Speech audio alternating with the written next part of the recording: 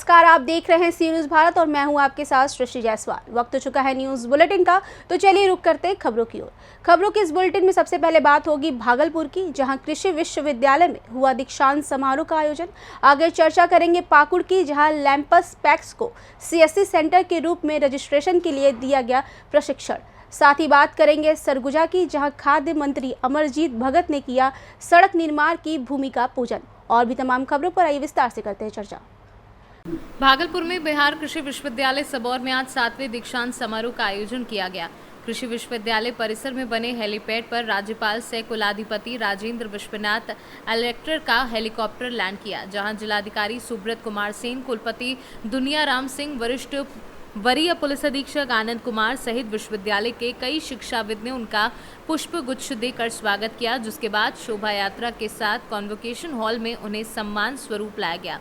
यहां राष्ट्रगान हुआ और उसके बाद कृषि मंत्री कुलपति ने GI टैग प्राप्त कर बिहार के प्रसिद्ध मखाना का माला पहनकर कुलाधिपति का स्वागत किया। कुलाधिपति ने डॉक्टर ऑफ फिलॉसफी एवं मास्टर ऑफ साइंस कृषि की उपाधि, स्नातक कृषि ऑनर्स व स्नातक उद्यान की उपाधि दी। वहीं PhD के 12 छात्र छात्राओं को गोल्ड मेडल दिया गया। 7वां दीक्षांत समारोह के आप लोग खुद साक्षी रहे हैं। आप सभी लोगों ने देखा है कि 2 कार्य ऐसे हम लोगों ने किए हैं जो अनोखे कार्य थे, और संभवतः बिहार राज्य में ये पहली बार ऐसा हुआ कि हमारा बिहार कृषि विश्वविद्यालय ने इस कार्यक्रम का आयोजन बच्चों को आज बुलाया था। हमारे दीक्षांत समारोह में वो बच्चे उस स्कूल से आए थे जो कस्तूरबा बालिका विद्यालय है, प्राथमिक विद्यालय है। उस स्कूल को हमारे विश्वविद्यालय ने गोद ले लिया है और आज से उनकी शुरुआत एक दीक्षांत समारोह में भागीदारी के रूप में हुआ। पर्पज ये था कि वो बच्चे बैठ करके हमारे पूरा दीक्षांत समारोह की जो क्रियाकलाप है उसको देखें, और जो भी बच्चों को आज गोल्ड मेडल मिला, हमारे बच्चों को, विश्वविद्यालय के बच्चों को, वो उन्होंने भी उसको भी देखा, तो उनके दिमाग में ये बात जरूर आएगी कि हमको भी एक दिन ऐसा बनना है, हमको पढ़ के आगे बढ़ना है कि हमको भी इस तरह का गोल्ड मेडल मिले। दूसरा इसका प्रमुख उद्देश्य ये था स्कूल गोद लेने का कि ऐसा कि आपने देखा कि माननीय मंत्री जी ने भी बताया अपने भाषण में कि जो देश के सामने आज जो समस्या है कृषि में, कि जो युवा पीढ़ी है कृषि के प्रति उतना रुचि नहीं ले रहा है। तो ये ऐसे में हमारे विश्वविद्यालय का या सभी विश्वविद्यालयों का एक भूमिका होनी चाहिए कि कैसे इसके ऊपर किस तरह से कार्य किया जाए। स्टार्ट अनुकंपा के आधार पर नियुक्ति पत्र देना था, और हम लोगों ने कोविड के समय जिन कर्मचारियों की मृत्यु हुई थी, तो मैंने कुलपति महोदय से आग्रह किया था कि कॉलेज में जिनकी मृत्यु हुई है स्टाफ की, फैकल्टीज़ का, उसके परिवारों को नियुक्ति पत्र तुरंत देना चाहिए, क्योंकि हमारी सरकार की यही प्राथमिकता है।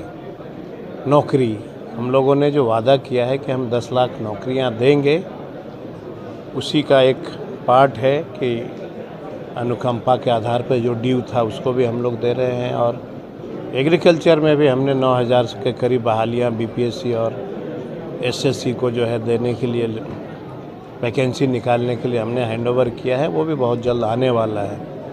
शिक्षक का आप देखे ही होंगे कि अब शिक्षक जो है कि बहाली अब कोई सिर्फ सरकारी फैसिलिटी की बहाली होगी, सरकारी नौकरियां ही होगा। तो इस तरह से कार्यक्रम चल रहा है, और आज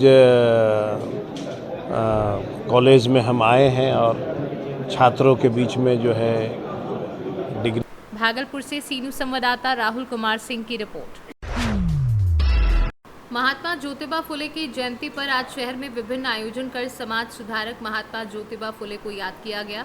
इस मौके पर कुशवाहा समाज द्वारा ग्वालियर के फूलबाग इलाके से एक भव्य चल समारोह भी निकाला गया, जिसमें सभी राजनीतिक दलों के प्रतिनिधियों ने पहुंचकर शिरकत की।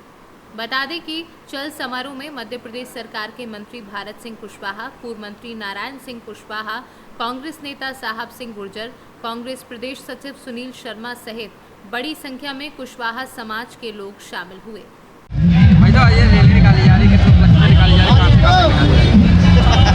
आज हमारे महापुरुष ज्योतिबा फुले जी के जयंती के अवसर पर हमारे कुशवाहा समाज के द्वारा ये चल समारोह निकाला जा रहा है। आज बड़े गर्व की बात है जिस तरह से उन्हें क्षेत्र के शिक्षा के क्षेत्र में सबसे पहले कन्याओं के लिए स्कूल पूरे शिक्षा के क्षेत्र में, तो ये हमारे लिए बड़े गौरव की बात है। और ज्योतिराव फुले जी के द्वारा शिक्षा के क्षेत्र में हमारे ग्रामीण क्षेत्र के सभी लोगों को आगे बढ़ने का मौका मिला। तो इस अवसर पर मैं अब तहे दिल से अपने समाज की ओर से, क्षेत्र की ओर से, सर्व कुशवा समाज के लिए मैं तहे दिल से उनको बधाई देता हूँ, शुभकामना देता हूँ ऐसे कार्यक्रम के लिए। और हमारे महापुरुषों के लिए इस तरह के कार्यक्रम होते रहना चाहिए। महापुरुष किसी समाज से नहीं, महापुरुष सबके लिए एक होता है। तो उन्होंने शिक्षा के क्षेत्र में जिस तरह से अग्रणी जो कार्यक्रम किया था, उसके लिए जीवन भर उनके हम रेडी रहेंगे। आज महात्मा संत ज्योतिराव फुले जी की 196वीं जयंती पर आज विशाल जल समारोह निकाला गया है और इसी में सभी समाज के लोगों ने बढ़ चढ़कर हिस्सा लिया है और आज सबने उनको याद किया और नमन किया है। और वास्तव में जो शिक्षा के क्षेत्र में उनका जो अनुकरणीय योगदान रहा है, हम सब आज मिलकर उनको नमन करते हैं। ग्वालियर से सीनू संवाददाता दिलीप समधिया की रिपोर्ट। पाकुड़ जिले में पंजीकृत प्राथमिक कृषि सहकारी समिति और लॉज एरिया मल्टीपर्पज सोसाइटी के अध्यक्ष को कॉमन सर्विस सेंटर की ट्रेनिंग दी गई। प्रखंड कार्यालय स्थित आत्मा सभागार में मंगलवार को आयोजित 1 दिवसीय कार्यशाला में बताया गया कि सभी पैक्स व लैंपर्स प्रज्ञा केंद्र की भांति काम करेंगे। सरकार संबंधित इंफ्रास्ट्रक्चर सुलभ कराएगी। कार्यक्रम का उद्घाटन डीसीओ रामनाथ दास व डीजीएम SM आलम ने दीप प्रज्वलित कर किया। कार्यशाला में जिले के सभी लैंपर्स के सदस्य सचिव शामिल हुए। सभी को CSC प्रज्ञा केंद्र से संबंधित जानकारी दी गई। मौके पर रोहित कुमार, निखिल रंजन, CSC के जिला पदाधिकारी निखिल कुमार नागवंशी, श्रुतिशील हेब्रम, सुजीत कुमार निराला के अलावा अन्य लोग मौजूद थे। आज 1 दिवसीय कार्यशाला का जो हम लोग यहाँ पे किया, इसके में जिला के जितने भी लैंप्स थे उनको सरकार की योजना के तहत इनको CSC से जोड़ना है और उसी तहत हम लोग कड़ी में आगे बढ़ते हुए आज इनको CSC से जितनी भी सरकार की सेवाएं हैं, जन कल्याणकारी योजना है और अदर सर्विसेज है, उनके बारे में इनको जानकारी दी गई है, जिससे इनका आय बढ़े और सरकार की सारी जन कल्याणकारी योजनाओं को जनता तक आसानी पूर्वक पहुँचाया जा सके। सर, कुछ लोगों को कुछ किट भी दिया गया। हाँ, किट हम लोगों ने 3 लैंप्स को हम लोगों ने नैनो यूरिया दिया है, तो दैट कि ये नैनो यूरिया जो एक नई चीज़ है उसको किसान तक, अपने क्षेत्र के किसान तक पहुंचाए और उसकी बेनिफिट उसके बारे में बताएं। ठीक है। सबसे पहले तो कि हम लोग ग्रामीण क्षेत्र में हर सेवा ग्रामीण तक पहुँचे। मान लीजिए एक छोटी सी उदाहरण है, किसी ट्रेन का रिजर्वेशन करवाने के लिए हमें शहर आना पड़ता है, यदि हम उसको गाँव में ही दे दें इससे बड़ी सुविधा और क्या होगी। इसी तरह 300 तरह की सेवाएं हम लोग चाहते हैं कि ग्रामीण स्तर पर सबको मिले, ग्रामीण अर्थव्यवस्था सुधार, इसके साथ हमारा लैंड भी सुधार, एक पहचान बने। ठीक है।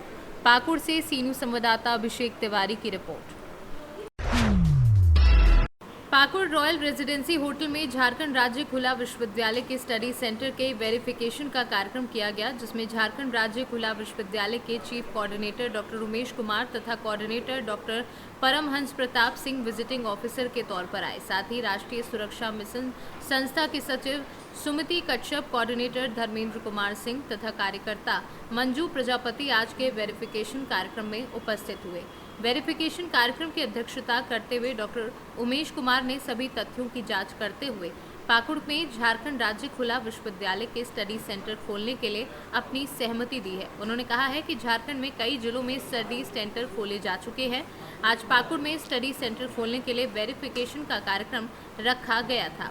वहीं स्टडी सेंटर के सब कोऑर्डिनेटर गुंजा साहा ने संस्था राष्ट्रीय सुरक्षा मिशन के धर्मेंद्र कुमार सिंह को अंग वस्त्र पहनाकर सम्मानित किया। मौके पर विभिन्न कॉलेजों के छात्र एवं पत्रकार शामिल हुए। स्टेट ओपन यूनिवर्सिटी अभी तक लगभग हम लोग 100 सेंटर इसका स्टडी सेंटर खोल चुके हैं। पाकुड़ जिला हम लोग को बाकी था, तो इसमें हम लोग क्या यहाँ शुरुआत किए हैं। और जिस तरह से आपका इग्नू पूरे ऑल इंडिया में चलता है, नालंदा ओपन यूनिवर्सिटी बिहार में चलता है, उसी तरह झारखंड सरकार ने पिछले 6 महीना पहले झारखंड स्टेट ओपन यूनिवर्सिटी का विधानसभा से पास करके गवर्नर के हस्ताक्षर से इस यूनिवर्सिटी का शुरुआत किया गया। अभी फ़िलहाल इसमें 27 तरह का जो टेक्निकल कोर्स चलाया जा रहा है। इसके बाद यूजीसी से अप्लाई किया गया है, जिसमें यूजी और पीजी की पढ़ाई के लिए सब्जेक्ट वहाँ से डिमांड किया गया है। तो लगभग हमको लग रहा है 2-4 महीने के अंदर यूजी और पीजी की पढ़ाई भी इसमें शुरू हो जाएगी। और ये क्या है, एक स्टडी सेंटर यहाँ पे आपका है। स्टडी सेंटर में यहाँ आप आएंगे, यहाँ से अपना डायरेक्शन दिया जाएगा कि एडमिशन लेना है, कैसे करना है, फॉर्म भरना है, और जो पढ़ाई वगैरह होगी रांची से ऑनलाइन पढ़ाई वहाँ से चलेगी। यही अपना झारखंड स्टेट ओपन यूनिवर्सिटी का कॉन्सेप्ट है। बच्चों को सर क्या कुछ सुविधा मिलेगी? बच्चों को मिलेगी, वहाँ से हम लोग बुक देंगे, जो एडमिशन लेंगे, किट जो होगा बुक के साथ, और जिस टाइप का टेक्निकल कोर्स में जो चीज़ आवश्यकता है वो रांची से आपको यहाँ मिलेगी सेंटर को। जैसे अदर ओपन यूनिवर्सिटी में भी दिया जाता है, उसी तरीके से झारखंड स्टेट ओपन यूनिवर्सिटी में दिया जाएगा। क्या सेशन होगा? सेशन जी इसका जो है से अभी फ़िलहाल हम लोग का आपका मई जून से शुरू है। सर भविष्य में स्टूडेंट की संख्या बढ़ी तो ऑफलाइन स्टडी सेंटर खुला? हाँ, भविष्य में अगर ऐसा हो तो उस पर विचार किया जाएगा और उसमें चेंजिंग लाया जा सकता है। पाकुड़ से सीनू संवाददाता अभिषेक तिवारी की रिपोर्ट। सोमवार को खाद्य मंत्री अमरजीत भगत जिले और ब्लॉक स्तर के कांग्रेस पदाधिकारियों के साथ बतौली पहुंचे थे। खाद्य मंत्री अमरजीत भगत बतौली में आभार सम्मेलन और सड़क निर्माण के भूमि पूजन कार्यक्रम के लिए पहुंचे थे, जिसमें उनका भव्य स्वागत किया गया। बतौली में एल्यूमिना फैक्ट्री पर भी अपने विचार व्यक्त किए। भटपू से लेकर करदना तक के सड़क निर्माण के लिए भूमि पूजन का आयोजन कार्यक्रम किया गया। खाद्य मंत्री अमरजीत भगत द्वारा बताया गया कि भटपू से लेकर करदना तक बनने वाली सड़कों के लिए वे लड़े और सड़क निर्माण कराया, ताकि वहां के लोगों को आने जाने में परेशानी ना हो। बतौली में एल्यूमिना फैक्ट्री बनने के संबंध में उन्होंने अपने विचार व्यक्त किए। इस कार्यक्रम में भारी संख्या में हजारों की भीड़ में ग्रामीण रहे एवं कांग्रेस कार्यकर्ता मौजूद रहे। सरगुजा से सीनू संवाददाता रिंकू सोनी की रिपोर्ट। अंबेडकर नगर के मालीपुर रेलवे स्टेशन पर रेलगाड़ी की चपेट में आने से एक युवक की मौत हो गई। रेलगाड़ी गुजरने के बाद यात्रियों द्वारा रेल पटरी पर युवक का धड़ और सिर अलग अलग देख हड़कंप मच गया। वहीं ड्यूटी पर तैनात सहायक स्टेशन मास्टर रामेश्वर यादव ने उच्च अधिकारियों को सूचना देते हुए जीआरपी अकबरपुर को सूचना दी। यात्रियों के सहयोग से शव को प्लेटफॉर्म पर लाया गया। पुलिस ने शव का पंचनामा कर पोस्टमार्टम के लिए भेज दिया और मृतक के घर सूचना देने का प्रयास शुरू कर दिया। एएसएम रामेश्वर यादव ने बताया कि युवक के पास से मिले आधार कार्ड में मृतक जौनपुर जनपद के अम्बा कला बसौली का निवासी है। अंबेडकर नगर से सीनू संवाददाता ब्रह्म प्रकाश तिवारी की रिपोर्ट। डिप्टी सीएमओ डॉक्टर हसीन अहमद तथा उपजिलाधिकारी हरिशंकर लाल ने कोविड-19 के बढ़ते संक्रमण को लेकर सीएचसी नगपुर का औचक निरीक्षण किया। इस दौरान अधिकारियों ने कोविड वार्ड में रखे बेड, ऑक्सीजन मशीन की जांच करते हुए संबंधित अधिकारियों को रखरखाव तथा संचालन से संबंधित आवश्यक दिशा निर्देश दिए। इससे पूर्व ऑक्सीजन प्लांट का निरीक्षण कर क्रियाशीलता और संचालन के बारे में आवश्यक जानकारी ली। उक्त मौके पर अग्निशमन यंत्रों के निष्क्रिय मिलने पर नाराजगी जताते हुए जल्द से जल्द दुरुस्त करने का निर्देश दिया। पत्रकारों संग वार्ता में डिप्टी सीएमओ ने स्वास्थ्य विभाग की तैयारियों के बारे में बताया तथा आम जनमानस से कोविड संबंधी दिशा निर्देशों के पालन की अपील की। क्या किए, क्या जागरूकता के लिए लोगों को क्या बताएंगे, प्लस जो क्या व्यवस्थाएं हैं प्रेजेंट टाइम में यहाँ पे अभी सारी व्यवस्थाएं हैं जी। और 30 बेड का हॉस्पिटल है जी। और सभी बेड पे ऑक्सीजन युक्त है सारी बेड, और जो भी सैनिटाइज़र, मास्क और ये ऑक्सीजन कंसंट्रेटर, सारी चीज़ें सब सुविधाएं हैं यहाँ पे। हाँ, स्टाफ की ट्रेनिंग की ज़रूरत है यहाँ पे, हाँ, उसके लिए हम लोग ऊपर कर रहे हैं। क्या वैक्सीनेशन की सुविधा सर मौके से? वैक्सीनेशन की सुविधा भी है यहाँ पे। अंबेडकर नगर से सीनू संवाददाता ब्रह्म प्रकाश तिवारी की रिपोर्ट।